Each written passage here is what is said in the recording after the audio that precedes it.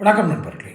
வாழ்வில் வெற்றியடைந்தவர்களை நீங்கள் சந்திக்க நேர்ந்தால் அவர்கள் சொல்கிற முதல் வார்த்தை, என் திறமையினால், என் முயற்சியினால், என் கடின உழைப்பினால், எல்லாம் என்னால் என்னால் என்றே அவருக்கு தொடர்ந்து சொல்வார்கள்.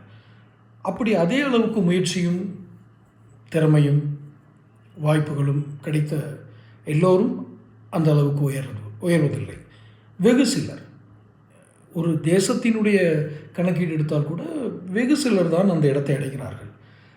அப்படி என்றால் இது மதியினால் மட்டும் நடக்கிற வெற்றியா? வாழ்க்கையில் கிடைப்பதற்கு மதி மட்டுமே போதும் என்று நாம் முடிவுக்கு வர இயலுமா? பல வரலாற்று உதாரணங்களை நாம் சொல்ல முடியும். இருப்பினும் குறிப்பாக சொல்கிறேன், ஒரு மனிதன் தன் வாழ்வில் வெற்றி பெறுவதற்கு பெரிதும் துணை நிற்பது அவனுடைய மதியா விதியா? விதி என்றால் எது? ஏதோ நாம் பிறக்கும் பொழுதே நம் தலையில் ஏதோ ஸ்கிரிப்ட் எழுதி அனுப்பிச்சுறாங்க அப்படின்னு சொல்கிற விதியா, அல்லது வேறு ஏதேனும் வடிவத்தில் அந்த விதி என்பது ஃபேட், FATE ஃபேட் என்று வேறு வடிவத்தில் இருக்கிறதா? விதி எந்த வடிவத்தில் இருக்கிறது என்பதும் நமக்கு தெரியாது இல்லையா? மதி நம்மோடு இருக்கிறது, அது நமக்கு தெரியும்.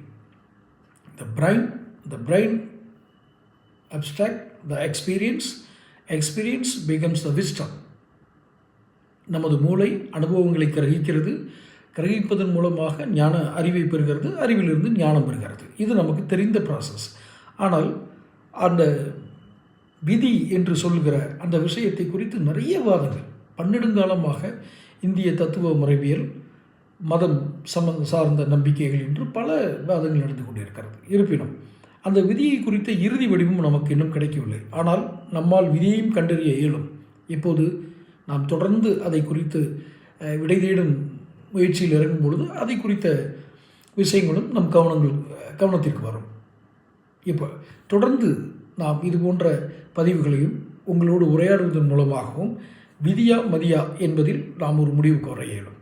தொடர்ந்து இந்த பதிவுகளை பெறுவதற்கு சேனல் சப்ஸ்கிரைப் பண்ணுங்கள், நோட்டிஃபிகேஷன் பெல் பதிவு பண்ணுங்கள்.